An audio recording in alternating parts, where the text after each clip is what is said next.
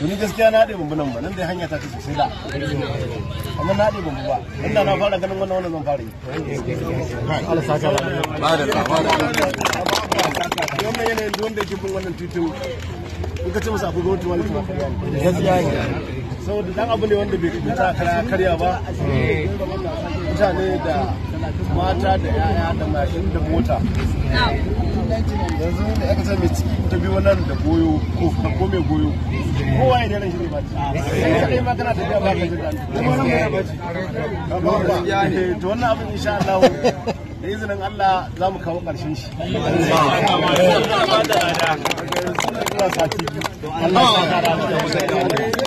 Allah gara hajji a lafiya sun matasan sun ce an auna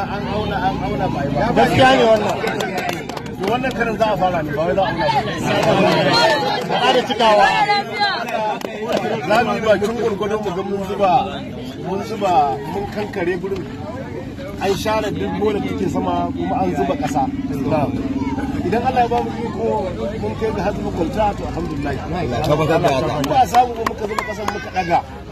tunda akwai wanda aka ta alakin abin ke wayan su dan yanzu ba zan bata lokaci in ce zan kira wani ko in kira wani ba yanzu to ni iya abin da zan iya yi dan ga na sauƙaƙa shi ne kamata wannan abu ya shafi taro ni ya shafi kumbotin ba kuma ya shafi iya kumbotin taro bane na aka ce ya shafi kawai jihar Kano tunda akwai makaranta wadda kowa ya san sunanta a nan wannan baya garin nan ya santa na aka ce akwai makaranta ko to kowa na nan to da izinin Allah za mu fara insha Allah aka ce da addu'o'inku da kuma ba da gudunmuwarku Allah yadda za mu samu nasara ina sa ran da izinin Allah ko kultan ma za a iya sawa idan kuma kasan muka samu ta zauna lafiya to wani saka Allah da na san duk kuna nema da wanda zan iya yi ba inda ya gaban yi ba Allah ba zan iya ba lokacin da Allah ya taimake ka ya maka asiri to ya yi maka ne don ka taimaki wani haka yi kara ji lafiya ana ni taimakon da nake so gudunmuwanku a gurin su masu aikin da kuma duk wani da aka ta duk wani wanda zai kawo shekanci a to mu kiyaye wannan za ku mana mu za mu iya baki gurgurin zai yi ce ba za ta cincin nan na kuwa jin daɗi wallahi na dai ba don wallahi na ce maka da na taɓa bin wannan a wannan ne aka ce a wannan watannin ko a wannan shekara wallahi wannan zan fara yi saboda in ka duba hakan ma mun gode shigowa can yawanci na suke wa wanda suke bi ta nan sai suke fita to na gode mai unguwa kuma a ci gaba da kokari kuma duk abin da aka gare gare gagara ba wanda za a taimaka wallahi zan yi baki Allah ba da lada matasa Allah ba da lada alhamdulillah a matsayina na masu mai unguwa da yake akwai dan uwana shi ma mai unguwar muna godiya muna godewa saboda bawan Allah nan da muna hangensa ne ta magana ta waka to yanzu kuma ga alhamdulillah kuma ya zo ma cikin unguwanmu ya zo zai gyara mana unguwanmu saboda akwai kamar yadda ya faɗa akwai wanda yake hakinsu ne su yi aikin nan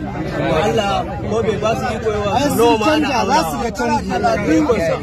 ba an yi mana ba to kuma Allah ya kawo shi ya zo zai yi to don haka jama'a kuna ji matasa da Allah da annabi ku ba mu haɗin kai duk wani yaro da kuka ga bai tayarwa da ma'aikatan nan hankali da Allah ku gaya mana ko ku rubuta mana sunansa mu sanar da iyayensa.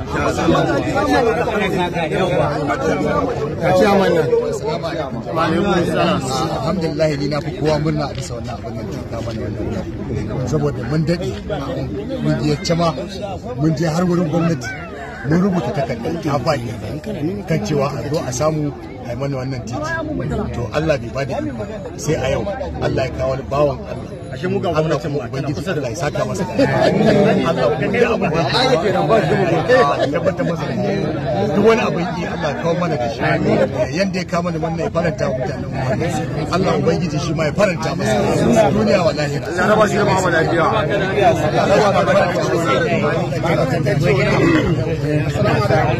sunana Usman Shehu Marafa shi wanda zai wani aiki nan gidan shi ne mazaban shi ko ba ne ni ga gidan nan kusa ofishin jami'a yana nan kofar gida saboda ka ba mu san iyakan abin da zamu ce maka ba ko da baka taho da yan sanda yan uwan mu ba kuma tsohon dan sanda ne ko ba ne ba mu yayan mu su ne security na wanda ya yi magana yanzu yana da yaya sun fi 10 ni ma yana da yaya sun fi 10 maza kuma saboda haka mu nan gidan kare babu wanda zai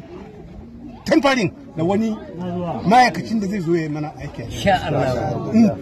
an yi duniya don manzo saboda haka ba abin da za mu ce maka Allah ya kare Allah ya shiga maka gaba dukkan abin da kake so duniyar layara Allah ya tabbatar maka mun gode da assalamu alaikum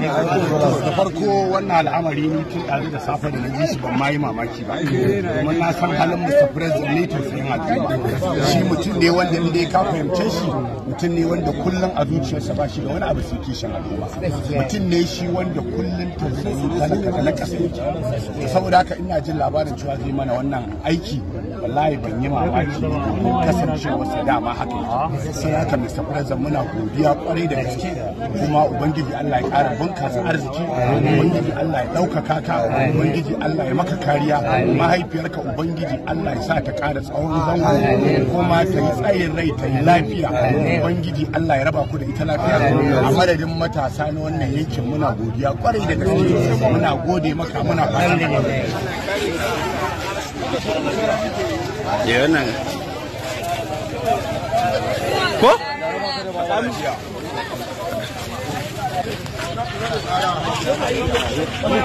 Yawa.